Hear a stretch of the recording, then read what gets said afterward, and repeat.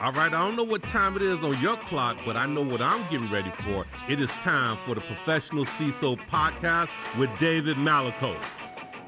Truly have one of the legends, a cybersecurity leader in the healthcare revenue cycle space. He's currently Senior Vice President and CISO at R1.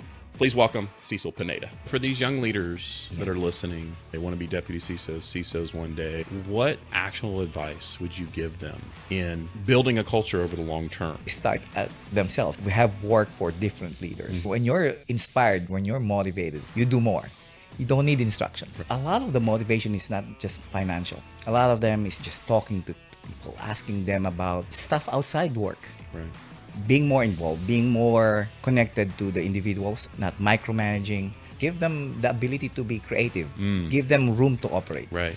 Building cybersecurity teams is a long-term strategy. How do you do that? When I first led a security team, I didn't really pay attention to culture. I'm focused on projects and tasks and deliverables and metrics. I really did not get the most out of my team.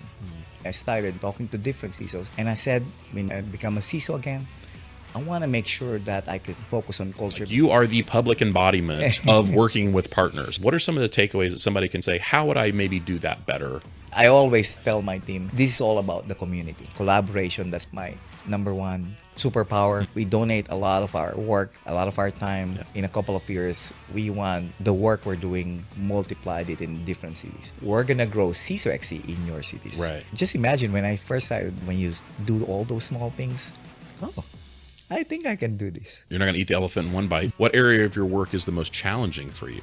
Silos. Even though organizations have tried to break this down, there's still silos. Right. Silos and biases. A lot of us CISOs, we have an ego, but we've left that ego on the door. We are collaborating, we're sharing information, we're sharing knowledge and experiences. It's becoming to be a community for all today. When did it become where cybersecurity for CISO was going to be the career path? It really started many years ago when I was a little boy. At an early age, I started building amplifiers. During my college days, I was running Fortran, creating some tools. A few years later, a friend of mine said, Checkpoint is looking for a local partner here in the Philippines. I see an opportunity in cyber. Started venturing into supporting and selling. I was working with several banks at that time. There were no CISOs. Mm-hmm.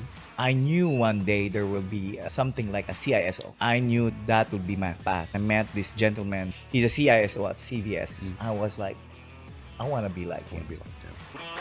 We're professionalizing the CISO role. So please subscribe to the Professional CISO podcast.